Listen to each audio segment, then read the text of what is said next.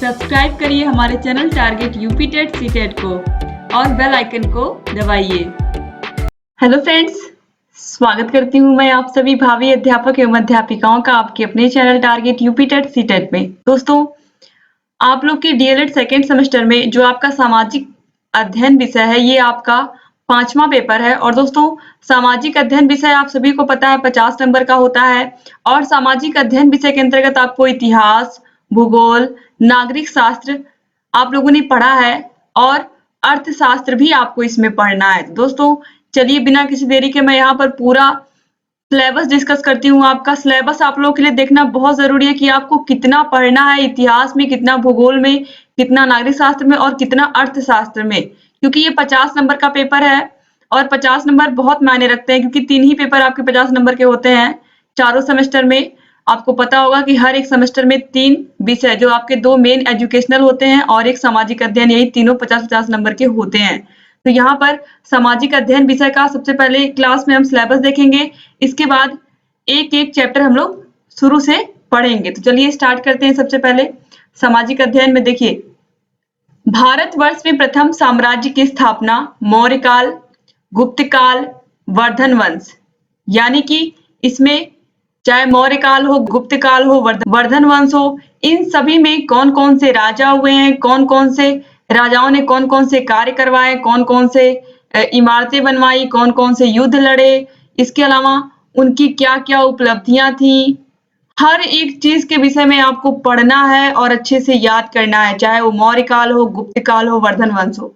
इसके बाद देखिए, सामंतवाद कालीन भारत राजपूतों का उदय, प्रमुख राजवंश एवं उनकी सामाजिक एवं सांस्कृतिक उपलब्धियां।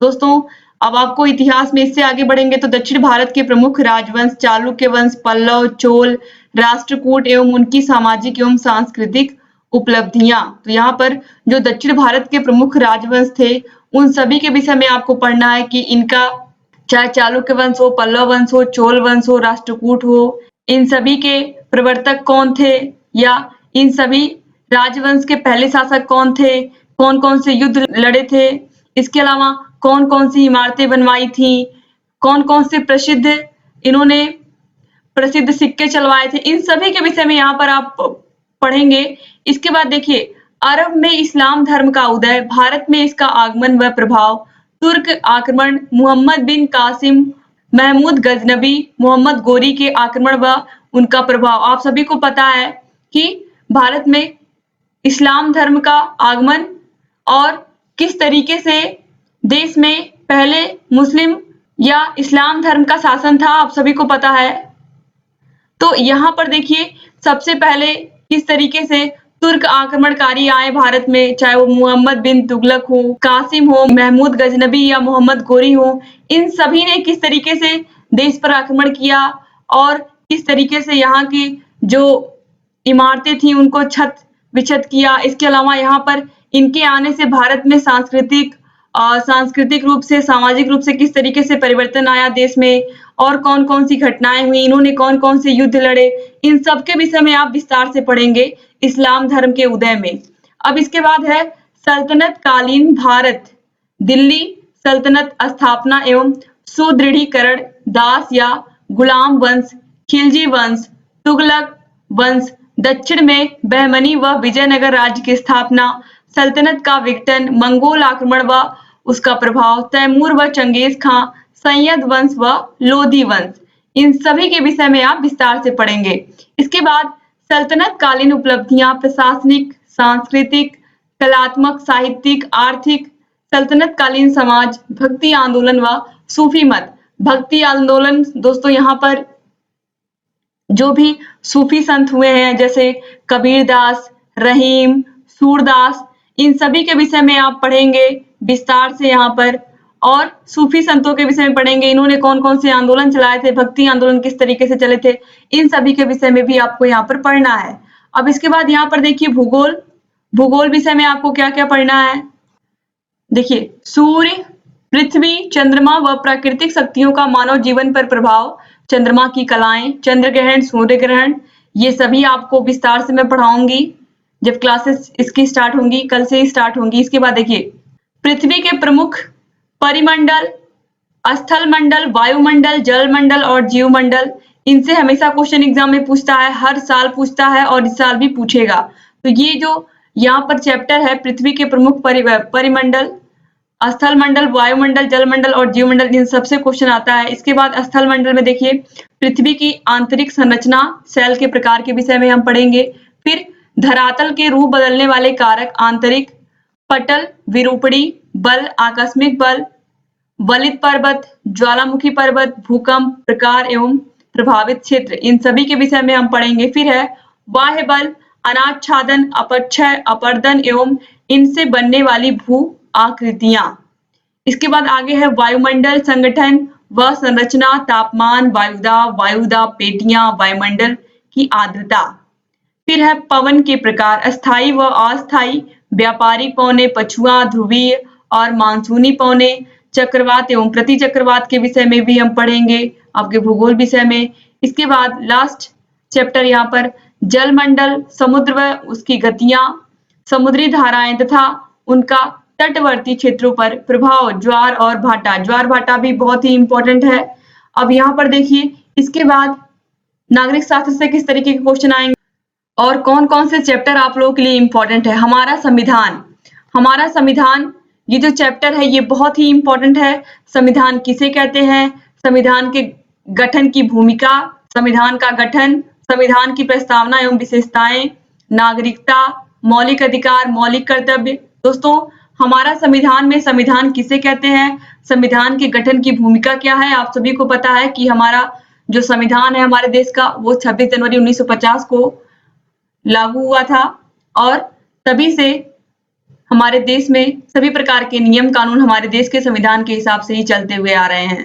दोस्तों हमारे संविधान को किस तरीके से बनाया गया, किस किस की महत्वपूर्ण भूमिका थी, संविधान किसे कहते हैं, किस तरीके से कौन कौन से हमारे देश के जो प्रमुख नेता थे जो जिन्होंने महत्वपूर्ण भूमिका निभाई इसको बनाने संविधान के निर्माण में, चाहे वो भीमराव अंबेडकर हों, चाहे वो डॉक्टर राजेंद्र प्रसाद हों, जितने भी हमारे देश के महान विभूतियां थी जिन्होंने भी संविधान के गठन में महत्वपूर्ण भूमिका निभाई, सबके विषय में यहाँ पर हमको पढ़ना है हमारा संविधान में। और दोस्तों यहाँ पर देखिए संविधान की प्रस्तावना ये बहुत इंपॉर्टेंट है, इसको मैं बहुत अच्छे से पढ़ाऊंगी। इसके बाद नागरिकता, नागरिकता के विषय में भी आपको अच्छे से पढ़ना है क्योंकि आप भारत के नागरिक हो तो नागरिकता के विषय में आप कितना जानते हो। आप चूंकि टीचर बनने जा रहे हो तो ये बहुत जरूरी है, आप अगर जानोगे तभी आप बच्चों को बता पाओगे। मौलिक अधिकार और मौलिक कर्तव्य ये बहुत ही इंपॉर्टेंट है। मौलिक अधिकार 6 हैं, आप सभी लोगों को पता है, और किस तरीके से मौलिक अधिकारों में कौन कौन से हैं, चाहे वो शिक्षा का अधिकार हो, शोषण के विरुद्ध अधिकार हो, स्वतंत्रता का अधिकार हो, समानता का अधिकार हो, इन सभी के विषय में विस्तार से हम पढ़ेंगे। मौलिक कर्तव्य के विषय में भी पढ़ेंगे। फिर है नीति निदेशक तत्व, इनके विषय में भी हमको पढ़ना है। अब यहाँ से शुरू होता है अर्थशास्त्र, उपभोक्ता जागरूकता, उपभोक्ता शोषण के प्रकार, उपभोक्ताओं के अधिकार और कर्तव्य, उपभोक्ता सुरक्षा के उपाय। इसके बाद है भारतीय अर्थव्यवस्था में कृषि का योगदान, भारतीय कृषि की प्रमुख विशेषताएं व महत्व, भारतीय कृषि में उत्पादकता, हरित क्रांति व इसका प्रभाव, आर्थिक विकास, कृषि विकास हेतु सरकार द्वारा अपनाए गए उपाय, भारतीय कृषि नीति, यानी कि भारतीय अर्थव्यवस्था में कृषि का क्या योगदान है, किस तरीके से कृषि आर्थिक विकास में मदद कर रही है, किस तरीके से देश आगे बढ़ रहा है, जो हरित क्रांति हुई उसका क्या प्रभाव पड़ा, इन सभी के विषय में हम विस्तार से पढ़ेंगे। इसके बाद है मुद्रा, मुद्रा का अर्थ एवं प्रकार, साख मुद्रा, चेक, बैंक ड्राफ्ट, प्रतिज्ञा पत्र, हुंडी, ग्रेशम का नियम, मुद्रास्फीति, मुद्रा अपस्फीति, मुद्रा संकुचन, मुद्रा का अवमूल्यन, अंतरराष्ट्रीय बाजार में भारतीय रुपए का मूल्य, भारत की मौद्रिक नीति, इन सभी के विषय में हम यहाँ पर पढ़ेंगे, वो भी विस्तार से, क्योंकि ये जितने भी टॉपिक यहाँ पर है ये बहुत ही इंपॉर्टेंट है। केवल यहाँ पर आप देख रहे हैं कि 4 ही टॉपिक हैं आपको पढ़ना है जो अर्थशास्त्र में, इसलिए ये इंपॉर्टेंट है चारों के चारों टॉपिक।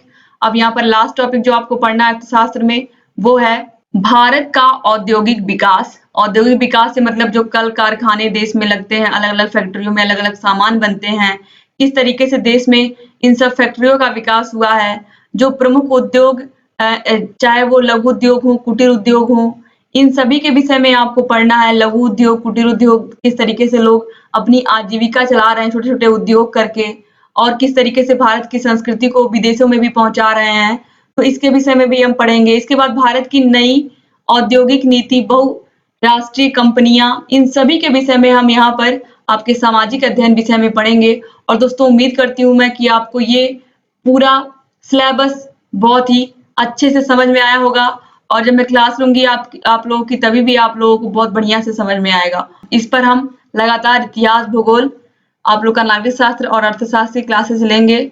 और दोस्तों हम लोगों ने ऑलरेडी सभी विषयों के आपके क्लास ले लिए हैं, चाहे वो हिंदी हो, इसके अलावा आप लोगों का प्रारंभिक शिक्षा के नवीन प्रयास हो, वर्तमान भारतीय समाज एवं प्रारंभिक शिक्षा विषय हो, इंग्लिश हो, खासकर इंग्लिश की बहुत ज्यादा आप लोग कमेंट करके कह रहे थे कि मैम प्लीज इंग्लिश की क्लास चलाइए, तो इंग्लिश की क्लास भी हम लोगों ने स्टार्ट कर दी है।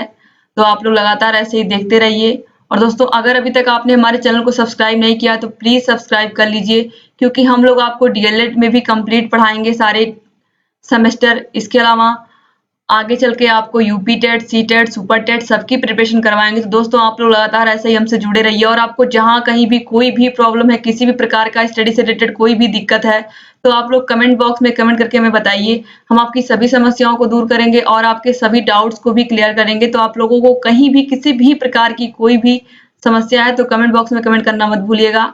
और लगातार ऐसे ही हमारे चैनल से बने रहिए और सभी वीडियोस को देखते हुए रहिए। वीडियो पूरा देखने के लिए आप सभी लोग का बहुत बहुत धन्यवाद दोस्तों। ऐसे ही हमारे चैनल से बने रहिए। जय हिंद दोस्तों।